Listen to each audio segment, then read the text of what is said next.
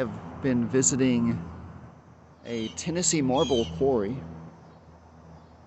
The company name actually is Tennessee Marble. They were very kind enough to give me a private tour of their facilities, and they don't do that very often. Uh, they don't do that for just anyone. um, but they knew how much I enjoy visiting cemeteries, and I was able to speak with them about my love of geology and my interest in becoming better at identifying grave markers and being able to talk more in depth, I guess, with the types of stones that I find in cemeteries. And here I am, Old Gray Cemetery, Knoxville, Tennessee. I see quite a few grave markers, a lot of granite, limestone, there's marble here, some fine examples. And as a point of interest, as I'm scanning around and looking at the different grave markers here, you may have seen that sometimes you come across a grave marker and it just looks different than all the others in the cemetery. You can't quite put your finger on it. You don't really understand why it looks different, and you might just pass on by and never take it to the point of investigating why a particular grave marker might look different. I'd like to show you something here as I see this grave monument, grave marker, and it certainly does look different than the surrounding grave markers. Wonder why that is. So let's approach a little closer, and we can see that not only does the color of it look different than the others, the surrounding ones, but the way it's constructed is different. There are interesting panels on this grave marker. I don't know why I would think of them immediately as panels, but I can give you a couple of clues. There are attachment points. Right here is one attachment point. Here is another attachment point, and a third attachment point there. So that gives me a clue that it might be attached as a panel to this grave marker. Also, the way that it fits in, the fit isn't perfect, so it's not carved out of one piece of stone, as you might imagine. So maybe this is a panel of a different kind of stone that is attached to the main marker. And we can see that there are 1, 2, and 3 panels to this grave marker. That's beautiful, really. It certainly is a good-looking monument. Let's look at the date on this monument, and we will see that this individual passed away September 7th, 1882. So it's late 1800s. So we're kind of doing some investigating here, some cemetery detective work as we do. And I see a grave monument which looks different than the others and has a date of the late 1800s. And we have seen 3 panels as I'm walking around, and oh my, look, we come to the 4th panel, and that panel certainly, the color is certainly not congruent with the other 3. In fact, it looks like rust on this panel. It's not just a discoloration of the stone, but it's actually, it looks like rust. Like, well, if that is stone, then does it have an iron-rich content. Certain stones do definitely have iron veins and an iron composition in them, but why would that one particular panel look like it does, so different than all the others? Why is that? So maybe you haven't seen this type of marker in your local cemetery. I know some people who are watching this video are already screaming at me. I know that you are talking through your monitor, you're trying to tell me what this is.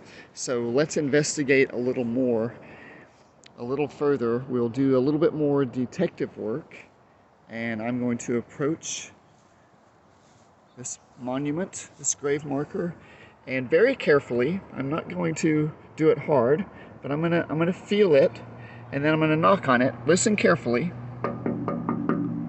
Oh, very interesting. So not only does it give a hollow sound, but it gives almost a little bit of a ringing sound. I don't know of any stones that would have those attributes when you listen to them. But maybe that gives us a further indication of why one panel looks like it has rusted. So I'm going to knock on this panel also. Let's listen carefully. Oh, that is a deep, hollow, ringing, almost a ringing sound. That gives us a very clear indication of what's going on here. So if we take everything that we have learned so far, if we've taken our cemetery detective work and we've looked at this grave marker, we see that it looks different than the others. It is a certain type of obelisk. It gives a hollow ringing sound, and in this particular case, one of the panels has rust on it. So this is in fact what is known as a zinc grave marker. Zinc. So that's a metal. These are made out of zinc. I actually don't know off the top of my head, I don't know what the actual composition, the percentage of zinc. I will have to study up on that, just so I will have that information handy. But these grave markers were manufactured in the late 1800s into the early 1900s. So you will most certainly notice that their dates will be in the late 1800s. These are zinc markers. They're made of zinc, but there's a company called the Monumental Bronze Company, and within the industry of these zinc markers, zinc wasn't selling like it should have. So the marketing team came up with the name white bronze, and so these now are known as white bronze grave markers. Now, there were different manufacturers of these grave markers, and normally there's a notation, an indication of which company manufactured this, and that indication is normally at the base. So I'm going to scroll around on the sides of the base to see if I can find it. Where is it? Where is it? Nope, not on that side. Oh no, maybe this one doesn't have its name on the grave marker. I sure do want to know if this is a monumental bronze or if it's one of the other companies. Oh, look here. So the last side, the final side to look at, and I see the name is the Detroit Bronze Company, Detroit, Michigan. Detroit Bronze Company, Detroit, Michigan. How about that? How about that? Let's look at the base. I noticed something as I was walking around the base. It looks like it has deformed. The base has deformed. It's maybe it wasn't designed properly. Maybe it wasn't designed to carry the weight of the marker. These markers are relatively light when you compare them to a granite or a marble, but they do still have some weight about them, and this one, the base has deformed and it's pooching out. Now let's talk about the rust. So the panels, they were originally intended to be removed. You can open them up. Sometimes people would store maybe cleaning supplies on the inside, and so these panels would come off sometimes. I have heard, and I don't know if this is true, I don't have any verifiable evidence of this, but someone told me, one of my friends, good friends, told me that sometimes these panels would be opened up and a family member would have hidden maybe liquor or contraband inside the marker. I don't know that to be true. I've never seen it, but you can see on this panel, this particular panel is broken. One of the attachment points has broken away. Zinc, the white bronze, it is not as, it does have a tendency sometimes that it will break, especially if it's mishandled. So more than likely what's happened on this panel is the original panel maybe was damaged or broke somehow. Maybe it was stolen, I don't know.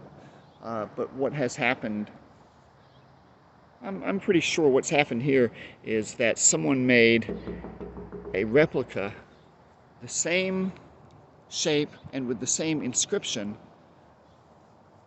but they made it out of a ferrous compound, iron of some sort, and that iron has rusted over the years. So that's why one of the panels, it's actually made of a different composition than the original white bronze.